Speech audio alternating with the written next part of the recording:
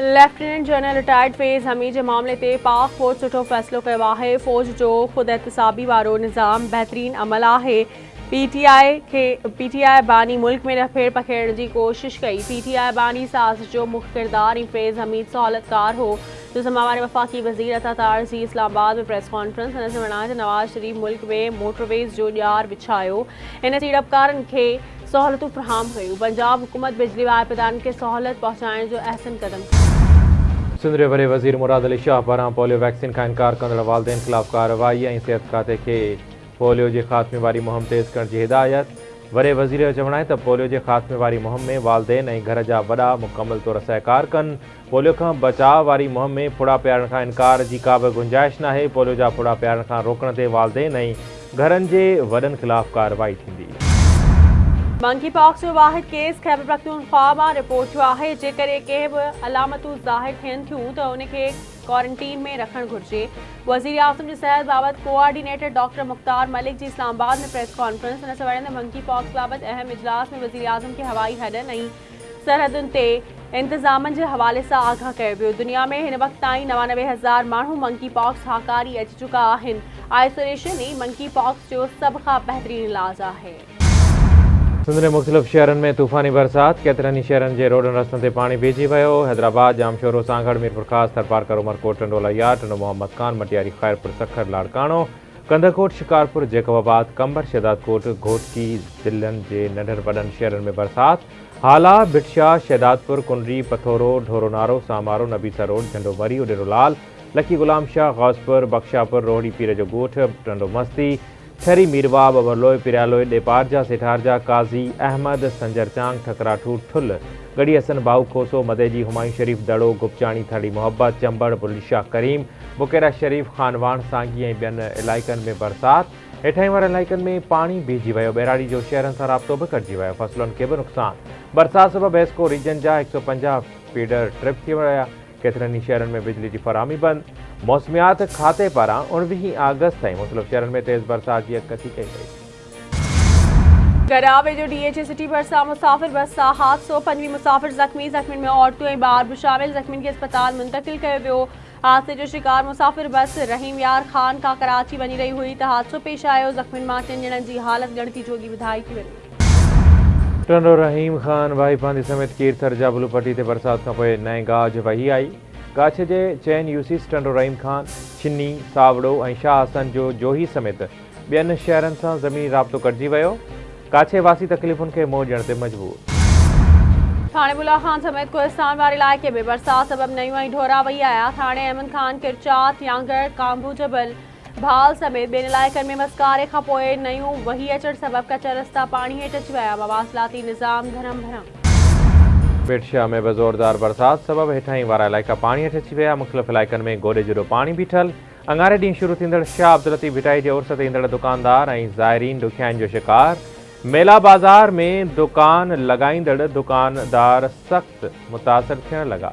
इंतिज़ामिया खे बरसाती पाणी निकाल करण लाइ तकड़ा क़दम खणण जो मुतालबो। बलूचिस्तान जे मुख़्तलिफ़ शहरनि में तूफ़ानी बरसातुनि तबाही मचाए छॾी। नौशकी, जाफराबाद, डेरा अलहयार, सिबी, कोहलो, बारखान समेत ॿियनि इलाइक़नि में बरसात। सोहबतपुर ऐं भरपासनि इलाइक़नि में तूफ़ानी बरसात खां पोइ शाख़ुनि ऐं वाहन में चाड़ अची वियो। मवासिलाती निज़ाम धरम भरम। सारियाली फसल खे काबारी धक रसियो। जाफराबाद ऐं भरपासनि इलाइक़नि में बरसात खां पोइ हेठाहीं वारा इलाइक़ा पाणी हेठि अची विया। PPMNA ऐं अॻवान मखदूम जमीलुज़्ज़मा K4 मनसूबे खे जल्द मुकमल करण लाइ वज़ीर आज़म शहबाज शरीफ खे ख़त लिखी छॾियो। ख़त में मखदूम जमीलुज़्ज़मा जो चवणु आहे त K4 मनसूबो कराची में पाणी जी खोट ख़तमु करण जे लाइ सूबाई ऐं वफ़ाक़ी हुकूमतुनि पारां गॾियल तौर ते शुरू कयल अहम मनसूबो आहे। मनसूबे में देरि सबबि कराची वासियुनि खे पाणी जी फराहमी में काफ़ी अरसे खां ॾुखियायूं पेश अची रहियूं आहिनि। कराची वासियुनि जी ज़रूरत खे महसूस कंदे K4 मनसूबो बिना देरि मुकमल कयो वञे। मुल्क में ख़ुदि इंसारी ते ॿधल मुआशी तरक्की जे मनसूबे लाइ 7 रुकनी कमेटी जोड़ी वई। नायब वज़ीर आज़म में परॾेही वज़ीर साख़्तियार कमेटी जो चेयरमैन मुक़रर। कमेटी बरतानवी मुआशी माहिर स्टीफन डर्कन तरफ़ां तजवीज़ कयल मुआशी प्लान जो जाइज़ो वठंदी। कमेटी जे ॿियनि मेंबरनि में वफ़ाक़ी वज़ीर मोहम्मद औरंगज़ेब, एहसन इक़बाल, आहद चीमा, अता तारड़ ऐं अली परवेज़ मलिक बि शामिल। SIFC जो नेशनल कोआर्डिनेटर बि कमेटी मेंबरनि में शामिल। जमात इस्लामी जे अमीर हाफ़िज़ नईमुर रहमान 28 अगस्त सॼे मुल्क में हड़ताल जो सॾु ॾेई छॾियो। संदसि चवण आहे त हड़ताल महांगाई, बिजली जे बिलनि ऐं ज़ालमाननि टैक्सुनि जे ख़िलाफ़ आहे। हुकूमत मुल्क जो बेड़ो ग़रक़ करे छॾियो आहे। नवाज़ शरीफ़ सिर्फ़ 2 महीननि जे लाइ पंजाब में बिजली जी क़ीमत में घटिताई जो ऐलान कयो। बिजली जे क़ीमतुनि में घटिताई जो रिलीफ पूरे पाकिस्तान खे मिलणु घुरिजे। पंजाब में बिजली सस्ती थी सघे थी त सिंध में छो न। वज़ीर आज़म महांगाई में घटिताई ऐं क़ीमतुनि में तब्दीलियूं आणे वापारी ऐं पघारदार तबिको सख़्तु परेशान आहे। हुकूमती मिल्कियती पावर डिस्ट्रीब्यूशन कंपनियुनि फ्यूल कास्ट एडजस्टमेंट जी मद में 61 पैसा फ़ी यूनिट घटिताई जी दरख़्वास्त करे छॾी। बिजली वाहिपेदारनि खे अटकल 4 अरब 50 करोड़ रुपयनि जो रिलीफ मिलण जो इम्कान। लाहौर हाई कोर्ट सॼे मुल्क अंदरि इंटरनेट जी बंदिश ख़िलाफ़ ईंदड़ ॿुधणीअ ते समूरियुनि धुरियुनि खे जवाब जमा करण जो हुकुम ॾेई छॾियो। वफ़ाक़ी हुकूमत, इतलात वारी वज़ारत ऐं PTA हिकु नुमाइंदो ईंदड़ ॿुधणी ते तलब। अदालती हुकुम में चयो वियो आहे त ईंदड़ ॿुधणीअ ते हर धुर जो नुमाइंदो अदालती कमरे में हाज़िरी खे यकीनी बणाए केस जी वधीक ॿुधणी 21 अगस्त ताईं मुलतवी। पाकिस्तान टेलीकम्युनिकेशन अथॉरिटी गैर कानूनी मोबाइल फ़ोन सिम्स जी मरहलेवार बंदिश जी शुरूआत करे छॾी। पहिरें मरहले में नकली सिम्स ऐं रद्द थियल सुञाणप कार्ड्स ते सिम्स बंदि थियणु शुरू थी वई।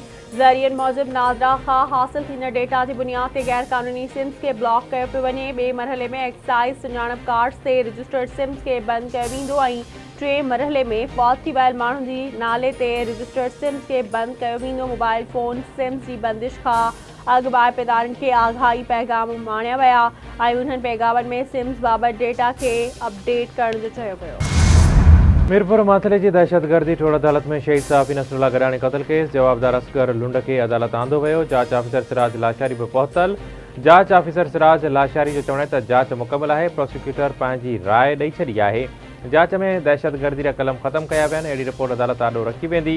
अदालत दहशतगर्दी जा कलम ख़त्म कया त चालान आम अदालत में पेश थींदो। मेहर जे इलाइक़े सोजो मीरवाणी वेझो धामरावाह खे RD 92 वटां लॻल 20 फुटनि जो घारो ॿधिजी वियो। सारियल फसल ऐं केतिरा ई घर पाणी हेठि अची विया। आबपाशी अमले पहुची कुझु कलाकनि जी कोशिशुनि खां पोइ घारो बंदि कयो। दोदापुर में बरसातुनि खां पोइ मुख़्तलिफ़ शाख़ुनि में पाणी ओवरटॉप थियणु लॻो। क्लच शाख खे ॻोठ नूर मोहम्मद ॾाहाणी वटि 20 फुट घारो। 100 एकड़ सारियालो फसल लुढ़ी वियो। पाणी ॻोठनि ॾांहुं वधणु लॻो। लखें रुपयनि जो नुक़सान, आबादगार परेशान। कराची जे इलाइक़े गुलशन मेमार में पुलिस जो मुबैना मुक़ाबिलो 2 फोरू मारिजी विया। फोरुनि जा लाश अस्पताल मुंतक़िल कया विया। सुञाणप न थी सघी। कराची में फैक्ट्री में कम कंदड़ बाद रहवासी 2 नौजवान नशियावर गोरियूं खाइण सबबि फौत। फौतुनि में ग़ुलाम शबीर फुलपोटो ऐं जुनैद फुलपोटो शामिल। हिकु नौजवान फराज़ जी हालत ख़राब ॿुधाई।